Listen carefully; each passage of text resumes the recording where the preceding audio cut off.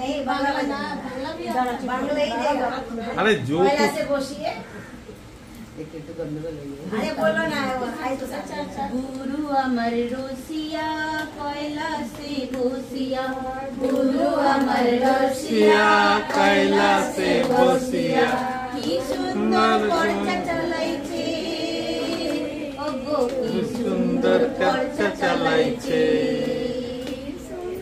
पर्चा चलाइछे ओगो की सुंदर पर्चा चलाइछे गुरु अमर रोसिया कोयला से बसिया गुरु अमर रोसिया कोयला से बसिया की सुंदर चर्चा चलाइछे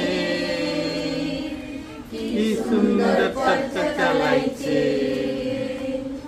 देश विदेशे घुरिया गुरु भाई मन बनाइया देश विदेशे घुरिया गुरु भाई मन बनाइया জগতে ভালো করেছে ওগো জগতে ভালো করেছে গুরু আমার রসিয়া কৈলাসে বসিয়া গুরু আমার রসিয়া কৈলাসে বসিয়া কি সুন্দর চর্চা চালাইছে ওগো কি সুন্দর চর্চা চালাইছে পাড়ায় পাড়ায় ঘুরিয়া ভাই বোন বানাইয়া পাড়ায় পাড়ায় ঘুরিয়া গুরু ভাই বোন বানাইয়া আমাদেরও ভালো করেছে ওগো আমাদেরও ভালো করেছে গুরু আমার রসিয়া কৈলাসে বসিয়া গুরু আমার রসিয়া কৈলাসে বসিয়া আমাদেরও ভালো করেছে ওগো আমাদেরও ভালো করেছে দাদা দিদি দিদি বিধিয়া দাদা দিদি দিদি বিধিয়া প্রথমেতে দয়া দ্বিতীয়তে চর্চা প্রথমেতে দয়া দ্বিতীয়তে চর্চা তৃতীয়তে নমস্কারাইছে ওগো তৃতীয়তে নমন করাইছে গুরু আমার রসিয়া কৈলাসে বসিয়া গুরু আমার রসিয়া কৈলাসে বসিয়া কি সুন্দর চর্চা চালাইছে ওগো কি সুন্দর চর্চা চালাইছে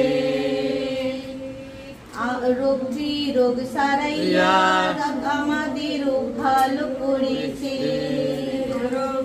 রোগ বিরোগ সারাইয়া আমাদেরও ভালো করাইছে গুরু আমার রসিয়া কৈলাসে বসিয়া গুরু আমার রসিয়া কৈলাসে বসিয়া কি সুন্দর চর্চা করাইছে ওগো কি সুন্দর চর্চা করাইছে নমঃ শিবায়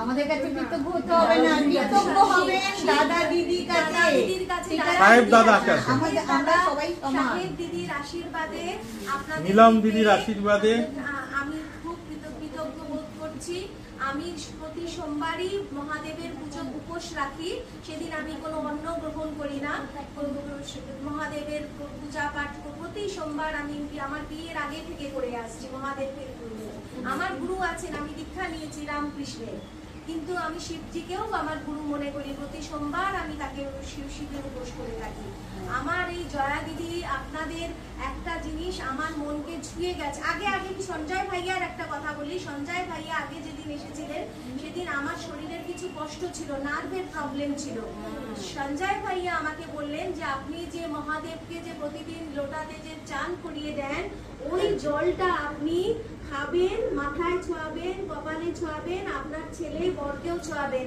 বিশ্বাস করবেন না এখানে আমার মহাদেব দাঁড়িয়ে আছে আমার চোখে আঁসু এসে যাচ্ছে যে গুরু সঞ্জয় ভাইয়ার ওই কথা শুনে মহাদেবের ওই জল প্রতিদিন খেয়ে আমার যে নার্ভের যে ওষুধ খেতে হচ্ছিল ওই ওষুধ আমি এখন বন্ধ হয়ে গেছে আমাকে খেতে দরকার অত লাগছে না হয়তো একটা খেতে লাগছে, যেটা আমাকে প্রতিদিন দুটো খেতে হতো, ডাক্তার বলেছিল দুটো করে খেতে। যত খাচ্ছি তত আমাকে নিন্দা গলি নিতে হতো, তাছাড়া আমার ঘুম আসতো আর তার না, পায়খানা depression পরিষ্কার ছিল, হয়ে যাচ্ছে। আমার অটিক্লিয়ার হতো না, কষ্ট হতো নার্ভের থেকে, সব টেনশন থেকে আমার হতো। কিন্তু যতদিন সেই দিন থেকে বলার পর থেকে সঞ্জয় ভাইয়া যে শিব মহাদেবকে আপনি জল যে দেবেন, সেই জলটা আপনি খাবেন, মাথায় ছোঁয়াবেন, কপালে দেবেন, সেইটা বিশ্বাসটা তো আগে না, আগে তো আমাকে সেই বিশ্বাসটা রাখতে হবে মহাদেবের ওপর, সাহেব দিদি সাহেব ভাইয়ার ওপর।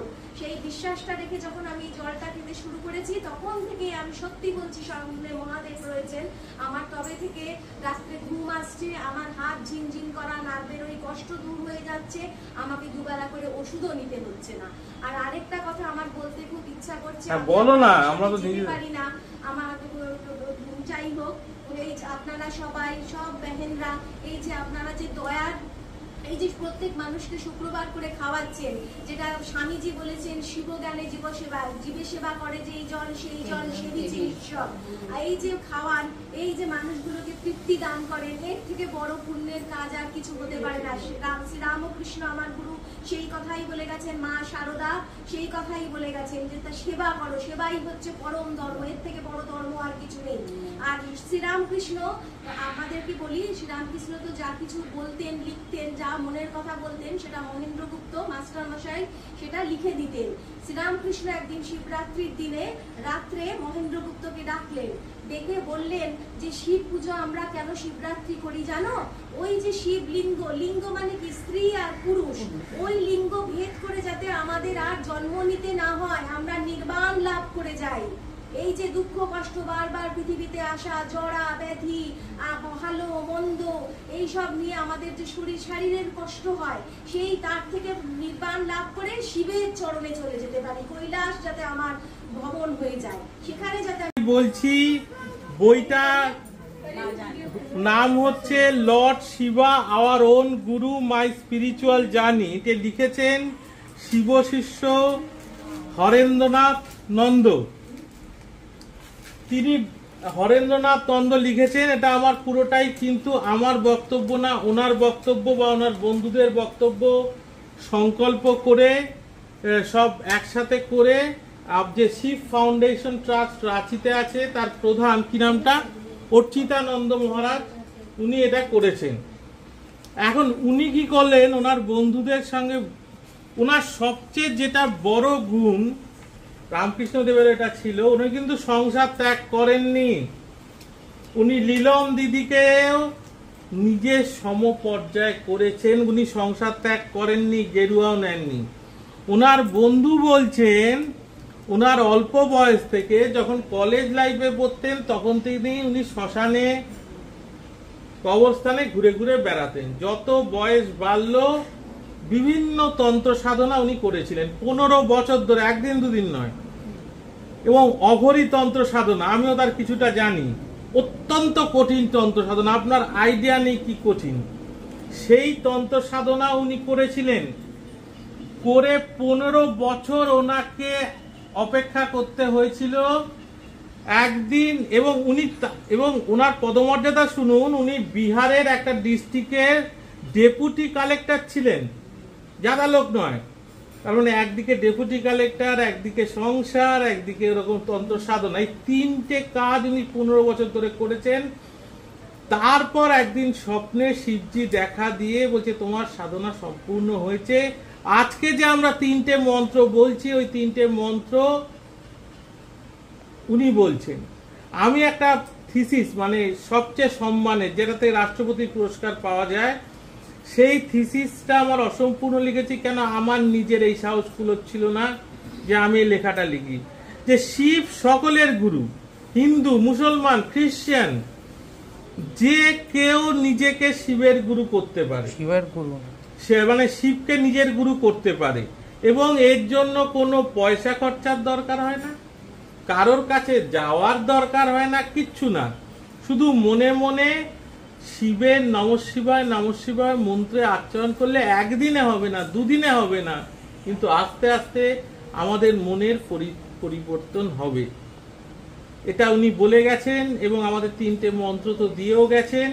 এবং সবচেয়ে যেটা হচ্ছে যে নীলম দিদিকেও উনি নিজের সাথে সাথে নিজের মতো করে তৈরি করে নিয়েছেন। এবং এই সেবা কার্য, কারণ একটা লোক কত ডেপুটি কালেক্টর অফিস যাচ্ছে, তারপরে ঘরে এসে বউয়ের সাথে হয়তো আমি এটা খাবো না করছে, তারপরে সে কি করছে, সেবা কার্য করতে বেরোচ্ছে, তারপরে কি করছে, রাতে শ্মশানে যাচ্ছে, তান্ত্রিকদের সঙ্গে সারা রাত সাধনা করে যাচ্ছে, তারপরে ঘরে ফিরে আবার চান টান করে অফিসে যাচ্ছে। তার মহিমা, তার ক্ষমতা অসাধারণ। তার প্রণাম।